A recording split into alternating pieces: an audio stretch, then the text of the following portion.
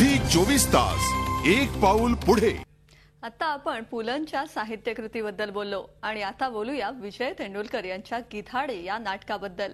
जुन्या नाटकांच्या पुनर्निर्मितीच्या या प्रवाहात हे नाटक नव्या टीमसह नव्या दमात रंगभूमीवर सादर होतंय। पाहूयात याचाच हा खास रिपोर्ट।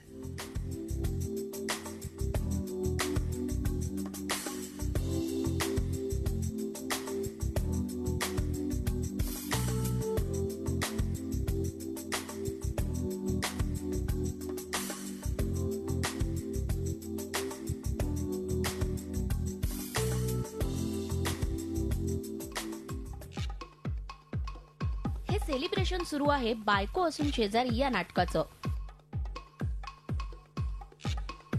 कल्पिता प्रोडक्शन निर्मित या नाटकाने नुकतेच 25 प्रयोग पूर्ण केलेत आणि त्याच निमित्ताने एका पार्टीचं आयोजन करण्यात आलं होतं। प्रदीप पटवर्धन यांनी बायको असून शेजारी मध्ये प्रमुख भूमिका साकारली आहे।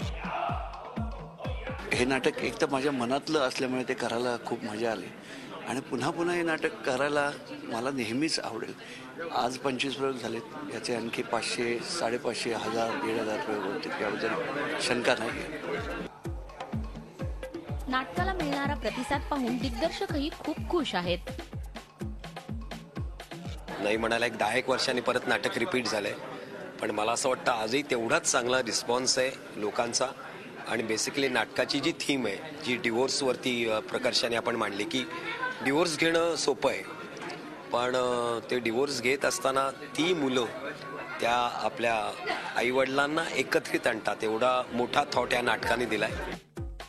आणि यातच दुग्ध शर्करा योग म्हणजे कल्पिता प्रोडक्शन आणखी एक दर्जेदार कलाकृती घेऊन प्रेक्षकांसमोर येणार आहे। विजय तेंडुलकरांचं एकेकाळी गाजलेलं गिधाडे हे नाटक पुन्हा एकदा रंगभूमीवर दाखल होत आहे आणि म्हणूनच या सेलिब्रेशन पार्टीत या नाटकाची घोषणाही करण्यात आली। नाटकात प्रमुख भूमिकेत आहे अभिनेत्री अतिशा नाईक। अतिशानी न कुठचं नाटक न करता म्हणाली की काका मी करणार, म्हणजे तेंडुलकरांचा हा महिमा आहे।